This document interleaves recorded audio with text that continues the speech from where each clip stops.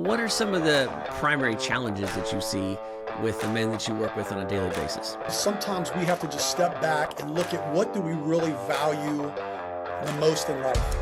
And I think guys can really deceive themselves. I think they'll say, Jesus, others, joy, that's the whole thing. Show me your checkbook. Show me your social media accounts. Show me your 5 closest friends, last 5 books you've read in your calendar, and I'll know you. And if people tell you what they really think and what they're living, those two things a lot of times don't line up.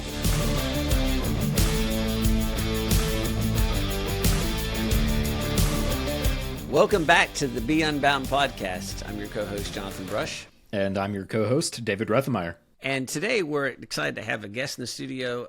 Jeff Pinkleton is somebody that I just recently was able to meet through the podcasting world, which is kind of a cool way to meet people. And having a conversation with him, I immediately thought this is a man who has some perspective, has some insight, and has some wisdom that'd be fun to share with our audience. And so this is kind of a double pleasure. It was fun to talk to Jeff again and to learn from him and to hear the things that he's doing. And of course, it's also fun to be able to do that in such a way that we can share with all of you. David, this is the first time you got to meet Jeff, so you got kind of first-hand experience here today. Yeah, it was, and I really didn't know what to expect going into this conversation, but I think I was really pleasantly surprised. He ends up touching on a topic that I think is really important and really needed, and something that we talk about a lot in Unbound, which is community and vulnerability. And so I think that this conversation is very worth listening to. This is a conversation that everybody should listen to. Jeff has specifically has done a lot of work with a men's ministry. But so, if you're a guy, this will make sense to you. But if you're not, I might encourage you to listen even more, because there's some insight here and there's some understanding here that some remarks that Jeff makes that is helpful to understand men, some of the struggles that they go through, and some of the ways that people can be helped in those struggles. And particularly, we spend some time talking about discouragement, which is not exclusive to men, but it is a universal thing that a lot of us deal with. And the things that Jeff has witnessed and observed in terms of how to deal with that and how to help people with that, it's going to be useful for anybody to hear. So I hope you enjoy our conversation with Jeff. Jeff, welcome to the Be Unbound podcast. We had this conversation a little bit earlier, but you and I met because of podcast connections. And as far as I'm concerned, one of the coolest things about having a podcast is I get to meet people I wouldn't have otherwise met. And you fall into that category. We had a really fun conversation the other day, and I'm looking forward to asking you about some of the projects that you're doing. But I just, in our kind of brief time that we've known each other, I've also enjoyed sharing some stories and, frankly, knowing some things to pray for you about, and vice versa, as we both have been through a bit of some rough times recently, and it's been good to share that with somebody else and get some outside perspective. So thanks for being here. Thanks for having me. It's a pleasure to be with you, Jonathan, and David, a new friend who will hopefully make me sound. And if you can do anything about making me look better, I'll take that too. That's what we have him here for, honestly, Jeff. I mean, as far as I'm concerned, David making me look and sound better is about what we're paying him for, right, David? We do what we can here. There you go. How's that for a non-committal reply? So. Well, Jeff, you have an interesting background in a lot of different ways. And what I gathered from talking to you before is that, the common thread through that is that you've worked with people in a variety of different settings. So I want to ask you about one of those here in a second. But before I do that, just give us a little bit of your background for the listeners here, where you've come from and the kinds of things that you've done in the last couple of years. Last couple of years? Well, as far back as you think is interesting. So yeah, well, I mean, that's a wrong question to ask me. I'll go all kinds of places then. We'll be done in 30 minutes and I will have had one soundbite. But real quick, just came to Jesus when I was young, 11-ish years old. He was kind of the guy to get me out of hell. And he looked cute on a, what do you call it, the Velcro board with sheep and kids. Yeah, flannel graph. Yeah. And said, hey, I'm in for that. Get me baptized. And then when I was about 19 or 20, I think I was 20 at the time, really sold out to Jesus, never looking back, through Young Life, at a Young Life camp experience up in Glen Spey, New York at Lake Champion, and have really never looked back. And then God kind of pieced together, I was a long-time volunteer with Young Life, but pieced together a bunch of random jobs, newspaper writer, banker, college recruiter for a university that's no longer in existence, like a lot of small schools, and just, some other stuff. And for about 7 years, I was really fighting this battle with the Lord to go into full-time ministry. And I tell people I was a killer, great volunteer, but there's a big difference between being a great volunteer and being a great paid staff guy. So I think it was in February of 97, our Young Life area director and I were at a retreat with some others. And he basically kept me in a cabin one day and really challenged me that he asked a great question. He said, Jeff, if all things were equal, you make the same amount of money, what would you do with your life? And that's what's an easy answer. I'd go love kids like I'm doing them now and go do ministry like Young Life with kids. And as soon as I said it, I'm like, oh crap, that just said that's what I'm supposed to be doing. And it kind of opened up the door, and I went through a process of about 11 months. And then a really cool thing was developing through multiple churches, parachurch ministries, reaching urban kids in Springfield, Ohio. And so jumped in, rest is kind of history, did that for 10 years, met my wife along the way. She was a teacher at the school where I was focused on, didn't know the Lord through our ministry, through her getting to know me, through me inviting her to church, which had not been something I'd done. I was not a church evangelist guy. I'd share Jesus with people. Did some of that, but she went to church with me, saw a woman who we're good friends with now, who had some joy in her that she hadn't seen elsewhere. She came to Christ. She started working, pouring into some girls. And then back in 2006 and 2007, God was kind of moving me into, we had a real need in our city, Springfield, Ohio. Google it. There's plenty to see and find out. National news and whatever. That there was a real need for somebody to really pour into men, particularly as we head generationally down, younger men. We've had a lot of good philanthropy and people giving, particularly to ministry. There's a lot of ministry for a town our size, but who are the people that were going to replace the older people who've been doing that for years?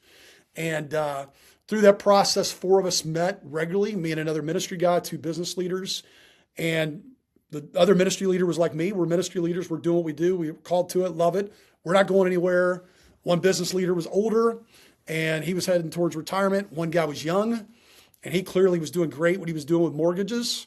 And then along that path, God said to me, don't think it's not you. And I'm like, it's not me. And he's like, well, I can replace you. And I'm like, no, you can't. And he's like, I can replace you. And I'm like, no, you can't. Third time, I'm like, well, maybe he could replace me. He's God. I guess he could replace me. And then in 2008, we launched full on out after a long, cool story process of doing this thing called The Gathering, connecting men to men and men to God. And we've been doing it for next year will be year 20. People were debating, was this a full-time or part-time thing? It's been full-time every step along the way.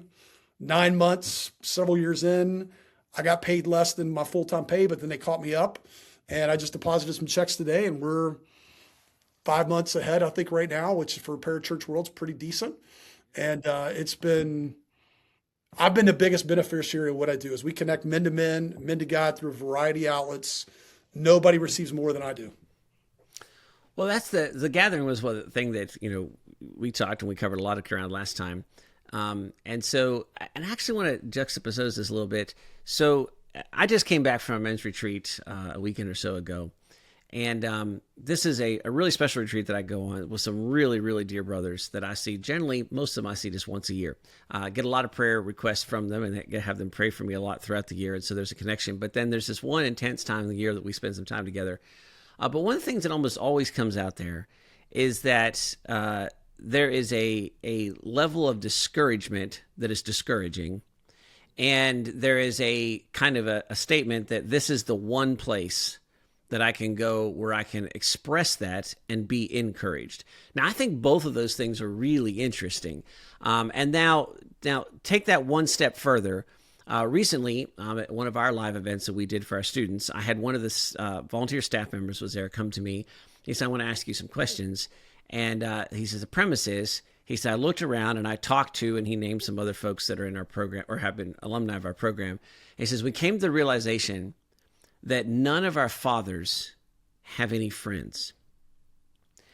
And so think about, these are folks probably David's age, maybe 5 or 6 years older. So none of the fathers, which, Jeff is probably close to you and I's age, have any friends. And he says, we're really working on how to avoid that. I thought those two things, they came 2 weekends back to back for me, were really striking. A level of kind of consistent discouragement among a group of men that say, I don't have anybody else to share this discouragement with and become encouraged. And a set of young people who said, boy, I'm looking at my dad, and they, good relationships with their dad, no like major wounds there, and saying, I'm observing that my dad doesn't have any friends and I want to do something different. I just want, just reflecting that a little bit, because I thought that was striking to me. And then in the middle of that, I talked to you and found out about the gathering, which I thought was really interesting. Yeah. So, back in the day, we used the line, and I've heard this changed a little bit here and there, but I can't imagine it's gotten better that 1 in 10 men have a friend, not like a coworker, not the golf buddy, but someone that, like, when rubber meets the road and life is as hard gets, don't be there at any time. I think I told you, Jonathan, before, we use the line 2 a.m. friend got one, kind of like the milk carton thing. And, if we're honest, most people don't. In fact, I've just said to some people recently with some of the stuff I've been dealing with on a personal level that it looks like I've got it better than probably anybody. And in many ways I do. But like there was a night last week, my wife was out. I think my daughter was, my daughter had a play. And from like 6:30 till whenever I fell asleep, I mean, I dozed at one point, but like 11:30 before my wife and daughter got home, there were times I really wanted to talk to somebody, but I'm like, it's a Friday night and people are busy and who do I call? So even for me, that can be a challenge at times. And they say, what's the greatest crisis facing our country? Isolation, particularly with men. The thing I always say to people is you go to a McDonald's or places where people have Panera or those type of places, maybe even the little mom pop dive and diner early on a weekday morning. What do you almost always see? A bunch of older men who retired, who get together Monday through Friday typically, or maybe once a week, but usually a lot of times it's 5 days a week. They're drinking coffee. They're talking about the events. Today, they would have been, the timing of this taping, they would have been talking about the State of the Union or what happened in the Olympics or what happened for the Super Bowl, or maybe they were talking about Bad Bunny. Who knows?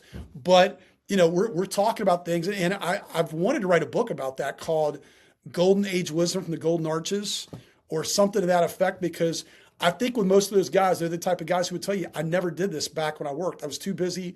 I was trying to provide. People will say that Tom Brokaw called, like my dad's age, the greatest generation. That industrial revolution that hit them really kind of took them out of anything like that. And so, most men, they worked really hard. They work hard. They come home. They eat dinner. They catch in with the family. They sit in their favorite chair. And then they doze off for a bit, watch the news, and that's kind of their night. So, we got to do what we can. And I think the younger generations, Gen X or Gen Z, Alpha, they seem to want that. I'm going to a worship thing tonight. I'm too old, but it's for 18 to 29-year-olds, young adults. And my son's playing worship. So I said, well, if my son goes, I get a pass. And you'll see it. I mean, there's relationships happening, I think, amongst the younger generation, which is great hope for us. But, if you're 35 or 40 and over, it's not coming easily. You have to want it. But I speak in our world a lot with the gathering that two things make all the difference in your life. Opening your Bible, being committed to God's word, and having a group of people you are doing life with, no doubt about it. And I use the story in Mark 2 a lot of the healing of the paralytic. In my old Young Life days, youth ministry days, we're taking we're one of taking people to Jesus. Sometimes, like what I'm feeling right now, I got to find the 4 who are taking me to Jesus. So we got to have those people in our lives at all costs. So first of all, let's just back up a little bit and tell us what the gathering is. Because I want to ask you some questions to follow up on that, but let's build the context here. So, tell us about the gathering. You sort of said how it came about, but what is it exactly? Yeah, so we're the bread and butter of what we do is we have about shy of 24 small groups of men that meet on a regular basis from basically South Dayton, Ohio, to north of Springfield, Bellefontaine, kind of that area, which would mean a lot to people listening who don't know Ohio. And then we go past Dayton west a little bit, and then to shy of London, Ohio. So it's considered the Miami Valley. And we have, typically 6 to 12 guys in a group. Our smallest group for years is now our biggest group with about 37 guys. They meet weekly. Most of them meet bi-weekly.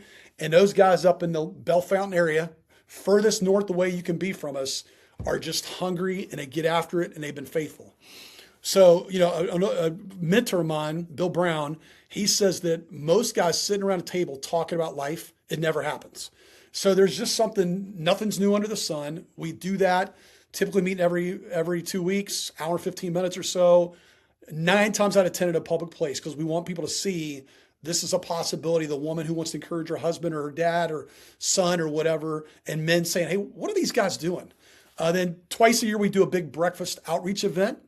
I don't know when this gets released, but April 9th, we're having David Tyree, Super Bowl champion, New York Giant, Mr. Helmet Catch.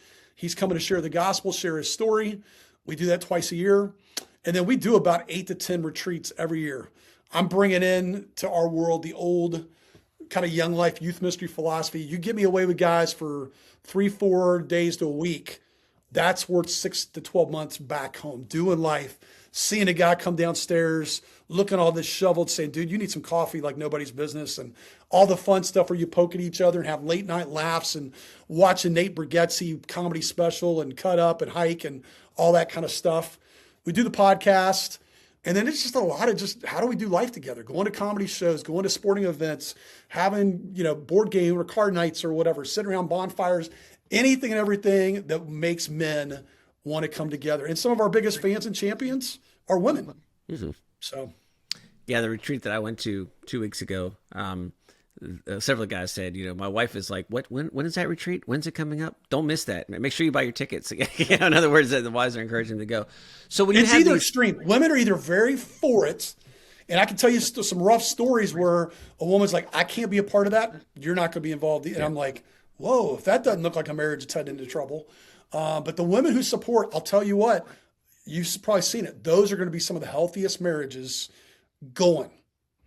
And I protect Sunday nights for my wife so she can do her thing. Every Sunday night for probably 15 years, she meets with a group of women. It's somewhere usually between 2 to 4 every Sunday night, almost without, and I'll miss once in a blue moon, but they're together almost every Sunday night.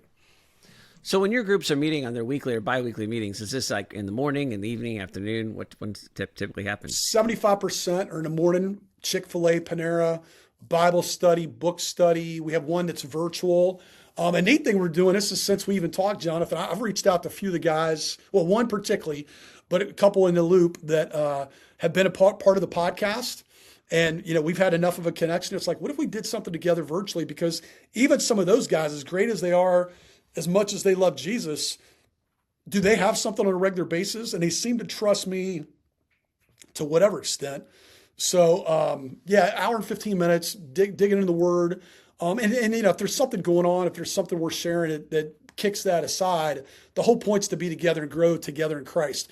A book, a Bible study. We use the SOAP method of study quite a bit, which you're probably familiar with: scripture, observation, application, and prayer. But that shouldn't be the priority over, hey, this guy really needs something or that guy needs something. As long as that doesn't become an every week, one guy's always got the same need over and over, and it's about his cousin's girlfriend's cat. That's under the John Christ. Hey, do we need to pray about that? Yeah, that was oddly specific too. So is this something that you guys pretty much just like distribute through churches, or is this something that just kind of is an outreach that just kind of spreads through just men generally in the community? How does that get good question, word out? David. It's more, I would say, business. Like anything else, we're very careful when we started that line connecting men to men and men to God. Some people can hear that and think, shouldn't that be flipped around? You go to God for, no, guys get connected through other men. So we sometimes will tell those stories. Like I posted it on Facebook a couple weeks ago. How did you get connected? Of course, a lot of people are going to say me because I'm very relational and I'm the executive director, but I love the stories where like, here's a guy and 10 guys that are really key involved because of him. And, but I would say business, just the community in general, church world, workplace, but probably the business broader. Who are people that care about the community and are involved, serving on boards, serving on school boards, going to the networky type of lunches. That's probably the easiest, best way. So you've been doing this for a while. As you look back, what's been the thing that's been most surprising to you? As obviously you've had, you said 20 years and some significant growth in that time period. What is, that's a pretty decent time to observe and see and watch some changes. What surprised you the most? I just think that we've lasted. I mean, because there was a lot of joking or concerned, like, can this thing even last? Like, didn't this part-time? And we did something for years called Men in the Marketplace, and it kind of predated me. And it felt like a good old boy club, and they had lunch every Thursday. And it was I was young, but I was drawn to it because I always wanted something with men based on, where my dad was involved in the church world. And when we did men's stuff at our church when I was a kid, I enjoyed it and liked it and wanted more when I grew into manhood. But I think God's favor, I mean, I told you separately, Jonathan, I think just the people we've gotten access to, somebody spoke into my life months before we started, and they said, Jeff, you're going to have to really steward well what I think God's going to give you, because he's going to give you access to some things that are way beyond you, that you're going to have to honor him and hold those things carefully, that you don't get stupid with it. I don't know if he thought I could get stupid with it. I probably could have, but like even the way you and I connected. I mean, I think we felt a kindred brotherhood type of thing. And it's like, sometimes someone finds me, I find them, someone says, hey, you need to meet so-and-so. And, one of the beautiful things, and I know there's not many comparatively to what was negative, but with COVID, I think when we saw possibilities and opportunities versus problems and obstacles, man, people realize what you can do through a screen. It's not the best way to go. I'd rather have lunch with you guys right now or meet in a coffee shop, but hey, we kind of need to do this. There is a lot you can do, and God's just given us great favor. And then the people that have gotten connected, I sometimes will get discouraged by certain people who don't get connected, but I'm doing all I can to stay on top of all the guys that are connected. We've probably got 250 to 300 guys regularly, week in, week out, involved.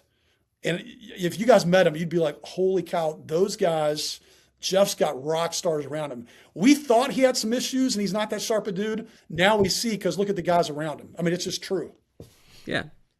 A lot of people are outside amening right now. I don't know if you guys can hear it. I hear the amen. What are some of the challenges you've seen? So I think what is interesting to me is that a 20-year stretch of working pretty exclusively with men in these types of groups, I think there's just I see this from having worked with young people. As I tell people, if you're a mechanic, then what you get 8 hours a day to learn how to fix cars. And so you're going to be better at it than everybody else. And for me, I get 8 hours a day to see young people and to watch them transition from young adults to full adults. And so it gives you an interesting insight into some of the things that are going on in the culture and some of the things that are, and year to year, there's some of the same pathologies and some of the same opportunities, but there's often some unique twists to that depending on the time and the place and some cultural forces.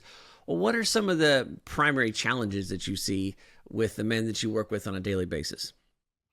It's like anything else. I was interviewing a guy on our podcast yesterday, and we were talking about minimalism and talking about sometimes we have to just step back and look at what do we really value the most in life. And I think guys can really deceive themselves. I think they'll say, Jesus, others, joy, that's the whole thing, you. And, again, show me your checkbook. Show me your social media accounts. Show me your 5 closest friends, last 5 books you've read in your calendar, and I'll know you. And if people tell you what they really think and what they're living, those two things a lot of times don't line up. And we sell out for the American dream. There was that documentary out several years ago. I forgot who put it out exactly, called The American Gospel. And it was very interesting. And then there was the follow-up one. But we've kind of fallen into this American gospel thing, whether it's politics or American dream, and it's just not biblical. And I think guys, and I'm not talking about like big ethical stuff necessarily, but they'll compromise. They'll, find every reason to be doing this or doing that, money at the expense of family at the expense of their faith. And then it's the old Francis Chan rope thing. They try to, fit Jesus into an hour on a Sunday, maybe. And I mean, you give your wife an hour a week. What's going to happen? It's not going to happen. And I think the biggest struggle I face, let me rephrase the question a little bit. The biggest struggle I face day in and day out, week in and week out, is the number of guys I see through my network, because people come to me because they know my network, and what I could do to help them out, discipleship. I tell people all the time, it's like I did in Young Life. Like if you're coming only because there's good-looking high school girls at a Young Life club, I don't care. That's why I went to camp the first time. I heard there were good-looking girls there. I got radically, recommitted my life to Jesus, and everything's changed since. But if you could trust what we're bringing to the table, the people, the network, what God's going to do, We can set you on a path without trying to play God, just know what he'll do and where he'll meet you. That'll change your life. But, people say, oh, yeah, okay. You never hear from them again. It takes 6 months. It takes them falling on their face. It takes whatever. Versus, because when we've seen guys do that, get together with me, their world's falling apart professionally, marriage, whatever, and then they trust us and they jump in, it's a game changer all over. Again, and it's not about us. It's not about the gathering. It's connecting men to men and men to God, and just knowing the good and the kind that God has for men. But to get them to get beyond a one-time meeting and tell you what they really need and how they're broken, or how they know their wife wants them to do this or that or this, and then they don't do it, it happens all the time. But the guys that jump in and trust God and say, I'll go, and because I'll tell people flat out, do you trust that I've got your best in mind and we can lay out something for you? If they say yes, I say, let's go, but I'm going to hold you to it. And then at some point you got to cut bait and say, well, they're just not coming. Did that answer the question, Jonathan? Yeah, absolutely. Again, it's you say there's nothing new under the sun, and so people struggle with who they are, their relationship with Christ, all those kinds of things, figuring out and putting that in context. And yet, each age and each time brings with it particular stresses and particular pathologies that sometimes are the big challenge. I think maybe this is maybe hits a little closer to home, but having observed that and having witnessed that, and what I said earlier, we have these this theme of these guys that I meet with who are almost all leaders far surpassing my own capabilities. This one retreat that I go to, and then just this theme of discouragement that runs through that. And then, say I come here to be encouraged. I think that is a pretty big universal right now. There's an isolation. And I think when there's an isolation, then one of the fruits, the bitter fruits of isolation, is discouragement. And so I wonder if you could speak to that. And I know, you're also going through a season of discouragement at the moment, so it's a little bit like raw in terms of the moment that you're in.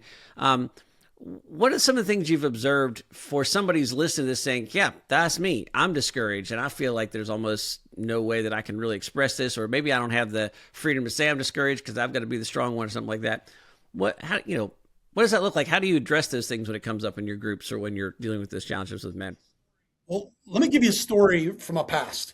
So when I was doing youth ministry and going through some young life training stuff, me and a guy who's a key mentor in my life, we actually went to a basketball game together Saturday. We would drive back from Zanesville, Ohio, back to Springfield. It was about an hour and 45 minutes. And we'd get in a car. We just had this great weekend being around other really sharp, super neat young life staff people. I was not on staff. My buddy Doug was. And we'd get in a car, and it would take no longer than 5 minutes. We'd be in the car like, man, Jim is so good at this. Rob is so good at this. Joel is so good at that. We would go through the 6 guys, how great they, and 10 minutes later, we're both so discouraged. Man, they're all that in all these categories. I suck. People don't know. So left to ourselves, we just get discouraged. It's the default. When I did junior high youth ministry, they said that, this is 20, 30 years ago. It's probably changed radically now. It's even worse. But they said a junior high kid back then heard 14 negative comments a day for every one positive. And I just think what we've got to do, we're all dealing with it. I think I might have told you, Jonathan, Chick-fil-A did 2 videos. They're both on YouTube over about a 6 or 7 year stretch. They did 2 where it was a pop-up video thing like VH1 used to do. And it would show a person at Chick-fil-A, can't remember if it was an employee or a customer, walking through, and everybody they passed, it'd have a pop-up like what's going on in their lives or what they just went through. It's beautiful. Go to Chick-fil-A, YouTube on Chick-fil-A. I forgot what it's called. Everybody has a story. And everybody does. Everybody's going through something. We're all in a storm, coming out of one or going into one. And I think not being afraid to even say to someone, like I said it today, I'm telling people, don't underestimate prayer. You can be praying for me right now as I'm discouraged. I need prayer. And oh, by the way, if the Lord gives you a word from me that's specific to me as you seek him for me, man, I want to hear it. I'll take the encouragement. But don't just encourage to encourage. If the Lord said something to you, say, hey, tell Jeff this, or encourage Jeff with this, or here's a scripture, here's whatever. Man, I want it. When people say, hey, can I pray for you? I said, hey, I'm at home right now. Come on over, lay your hands on me, whatever. Not to be goofy when I say that, but I mean that. So we're all being, Truett Cathy, Chick-fil-A. He said, how do you know if someone needs encouraged? You guys know the answer to that? They're breathing. They're breathing. Everybody needs encouraged. Hey, David, has anybody ever said to you, have you ever said to anybody, quit? I've been encouraged too much today. You don't need encouragement anymore. Never happened to me. Does it happen to you, Jonathan? No. Never happened to me. I went through the Emmaus walk, and I hope I'm not spoiling anything. I went through the Emmaus walk a number of years ago, and there's this two things they do. They do this letter thing, and I won't get into the details about that. They also have this line you go through, and people tell you they love you. I get to the end, and I'm like, hey, can I go through again? I love hearing random people tell me they love me. And it felt somehow very genuine. So you can't get enough of those kind of things. But part of it is just acknowledging, like, hey, I need it. It's the mark to you and three others carry somebody to Jesus. Sometimes you got to be carried. So acknowledge what you need. Yeah, yeah. Jeff, what do you see as like the big difference maker that helps guys or just anybody to be able to make that shift from just the trap of like, oh, I don't actually need that. I don't feel like I should acknowledge that I actually need that encouragement, to being as open as you're talking about and saying, hey, I really could use some encouragement. I could use some prayer. What's the way to like bridge that gap if somebody is like, I think that I want that, but I don't know how to get there? I think it's modeling it, and I think it's really, Aubrey Sampson, who I like a lot. She's a pastor and author. I've been reading her book with Where I Am right now called What You Find in the Dark. And she uses a phrase, and I'm sure she didn't coin it, but it's a great phrase: words create worlds. And they really do. You think of Toby Mac, Ryan Stevenson, they had the classic song Speak Life. Why did it speak to people so much? Because it's Speak Life. We want life spoken into us. And I think if we model it, like, so when we do our one retreat every year, it's nothing hidden. Everybody knows about it now.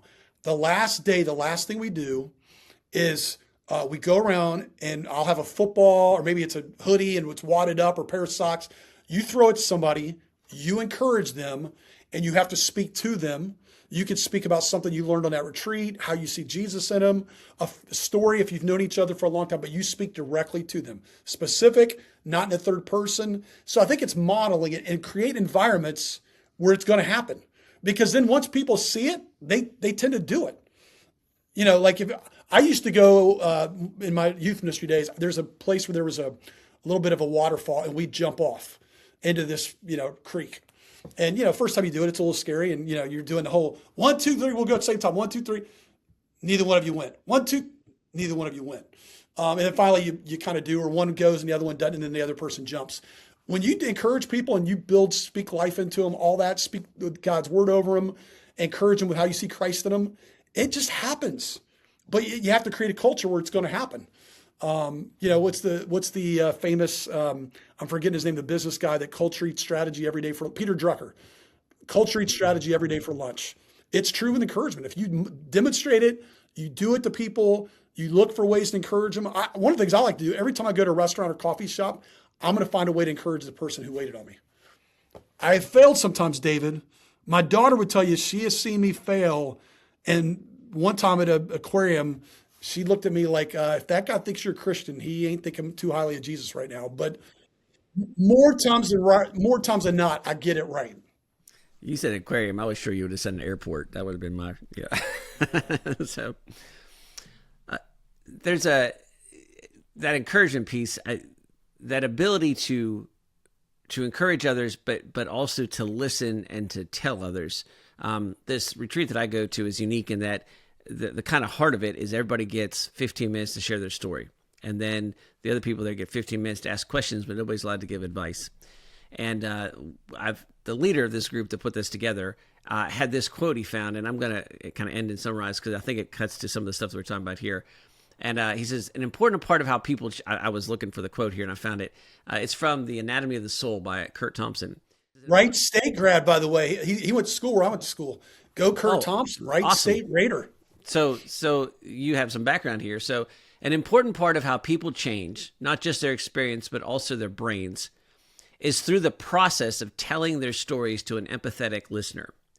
When a person tells her story, it is truly, or his story, and is truly heard and understood, both he and the listener undergo actual changes in their brain circuitry.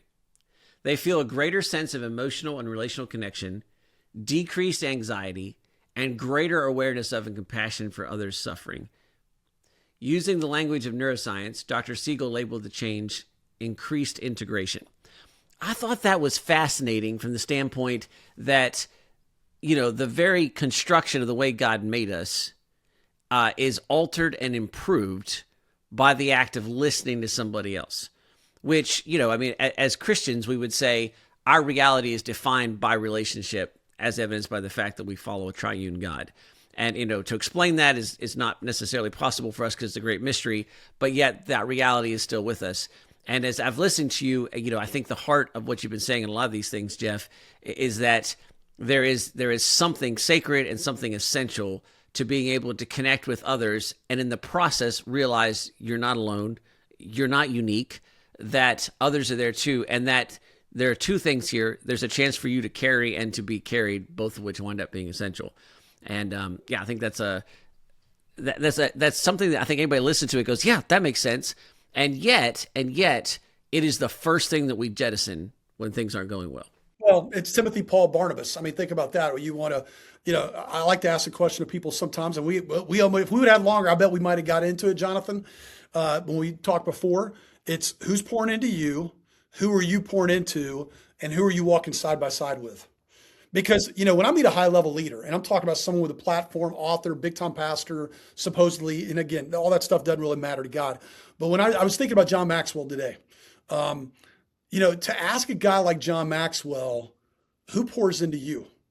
Now, the ironic thing is, if you ask John Maxwell, I'm pretty confident he's got an answer to that. I was thinking the same thing, yeah.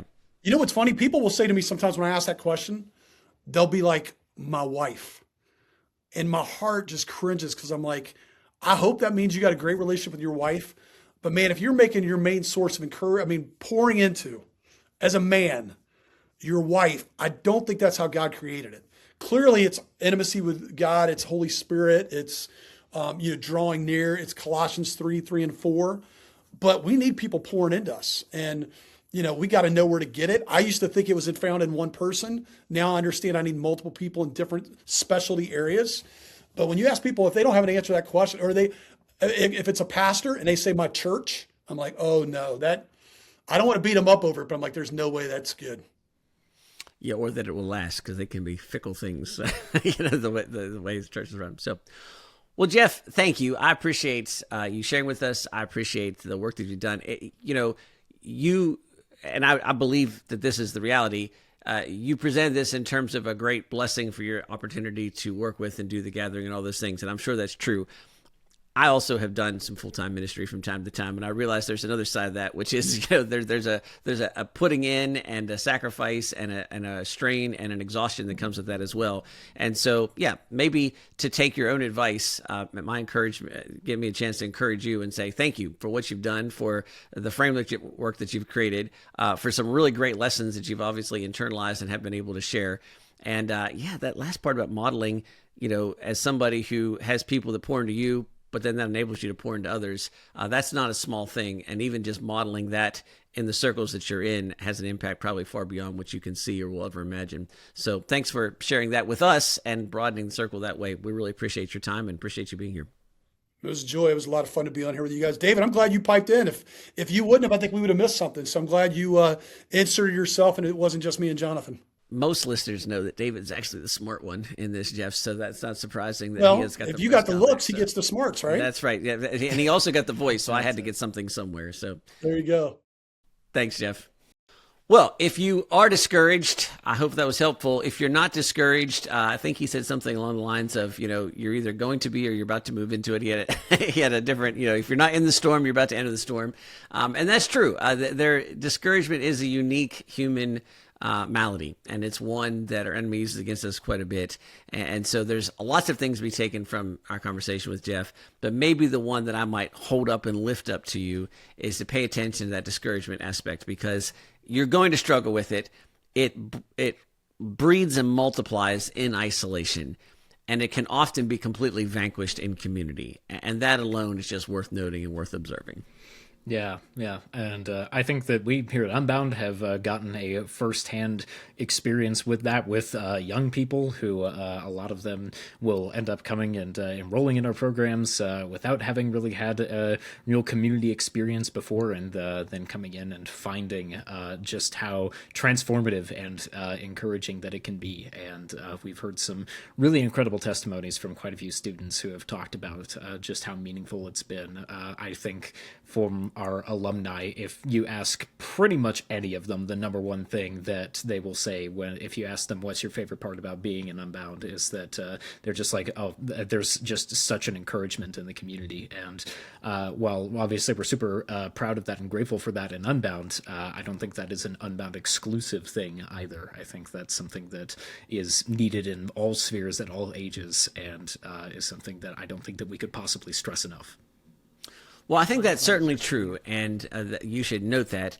I might also add something else here as we're getting ready to wrap this episode up, and that is just a kind of a nod towards that community at Unbound. I was talking to one of our alumni actually last night, had dinner with him, and he said something along the lines of community is hard to sell, meaning it's hard to present, it's hard to explain.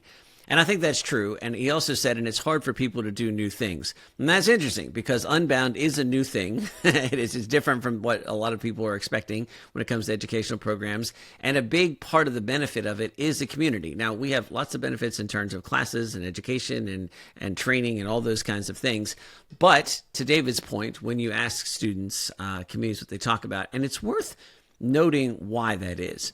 There's something uniquely powerful when you put people together in a place that share some of the same values and some of the same vision, and then you put them in places where they get to experience things together and that you challenge them and have them overcome those challenges together. Now, that's not unique. That's universal. And if you look at any kind of human endeavor where people are tightly bonded and tightly connected, and they look back on that and say, that was a formative part of my life, those elements are present. And it's worth noting that those elements are present and Unbound, and they're very specifically and deliberately. In other words, they're engineered into the program. We build those, we create those experiences, we recruit people with same values and with the same values and vision.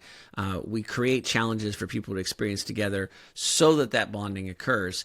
And when that bonding does occur, two things happen. One, the lessons, the marketable skills, the ability to make decisions, figure out what's next, those things become really locked in a really powerful way. And deep relationships form that end up surpassing and outlasting the actual educational experience, the time in Unbound. If that sounds interesting to you, go to beunbound.us and learn more about our programs, particularly our flagship Ascend program. We're in the middle of our recruiting season. We're looking for a class of people who share our visions and values, who are willing to be challenged and are looking for the kinds of benefits that come from that deep-seated and deep-rooted kinds of community experiences. And if that looks like it's interesting to you, go to the website, check us out, give us a call so we can explain it in more detail, and perhaps we'll see you in Michigan this summer. Until next time, be Unbound.